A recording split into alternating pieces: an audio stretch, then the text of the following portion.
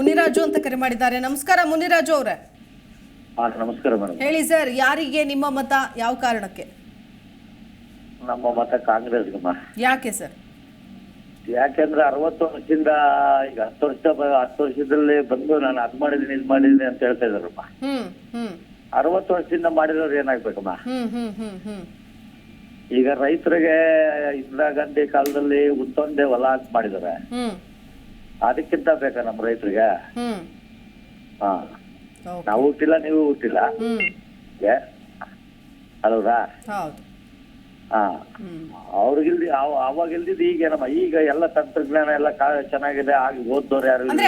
ಅವಾಗ ಮಾಡಿದಂತಹ ಅಭಿವೃದ್ಧಿಗಳನ್ನು ನೋಡಿ ಈಗ ಓಟ್ ಹಾಕಬೇಕು ಅಂತ ಹೇಳ್ತೀರಾ? ಅಥವಾ ಈಗ ಕಾಂಗ್ರೆಸ್ ಪಕ್ಷ ಗ್ಯಾರಂಟಿ ಯೋಜನೆಗಳನ್ನು ಘೋಷಣೆ ಮಾಡಿದೆ, ಕೇಂದ್ರದಿಂದಲೂ ಕೂಡ ಒಂದಷ್ಟು ಸ್ಕೀಮ್ಗಳನ್ನು ತರ್ತಾ ಇದೆ.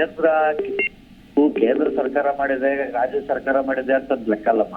ಅವತ್ತಿಂದ ಉಳಿಸ್ಕೊಂಡ್ ಬಂದಿರಂತ ದೇಶನ ಇವತ್ತು 10 ವರ್ಷದಲ್ಲಿ ಇವ್ರು ಉಳಿಸ್ಬಿಟ್ಟಿದಾರ.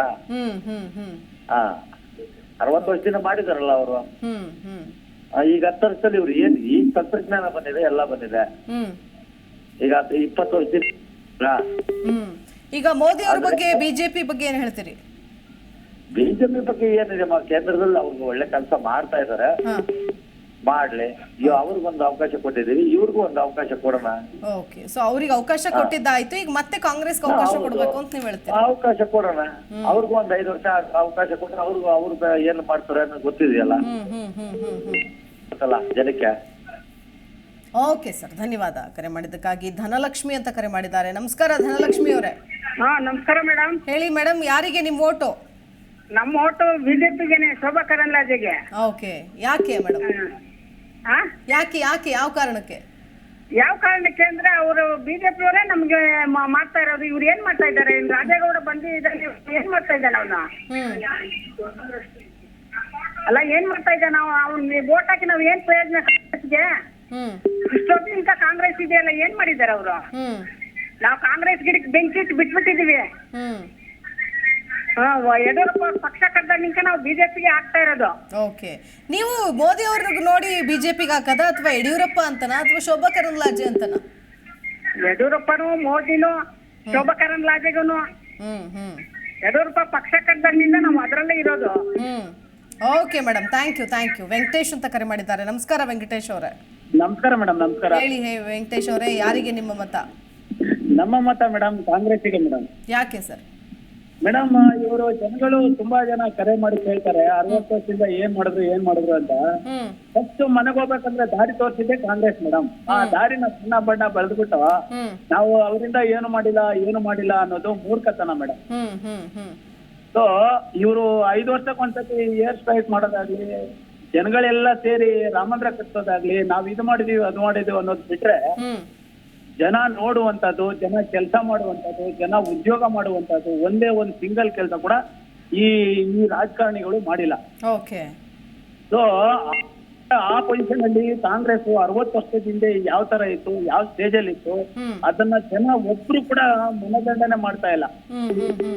ಸೊ ಆ ಪೊಸಿಷನ್ ಅಲ್ಲಿ ಹೆಂಗಿತ್ತು ನಮ್ಮ ದೇಶ? ಆ ಪೊಸಿಷನ್ ಅಲ್ಲಿ 60 ವರ್ಷ ಹಿಂದೆ ಹೇಗಿತ್ತು, ಯಾವ ತರ ಇತ್ತು, ಅದನ್ನ ದಿನೇ ಹೇಗ್ ಬೆಳೆಸ್ಕೊಂಡ್ ಬಂದ್ರು, ಅದನ್ನ ಜನಗಳು ತಿರುಗಿ ನೋಡಿದ್ರೆ ಅದು ನಮ್ಮ ಇಂಡಿಯಾದ ಪರಿಸ್ಥಿತಿ ಆವಾಗ ಏನಿತ್ತು, ಇವಾಗ ಯಾವ ತರ ಬರ್ತಾ ಇದೆ ಅನ್ನೋದು ಗೊತ್ತಾಗುತ್ತೆ ಮೇಡಮ್.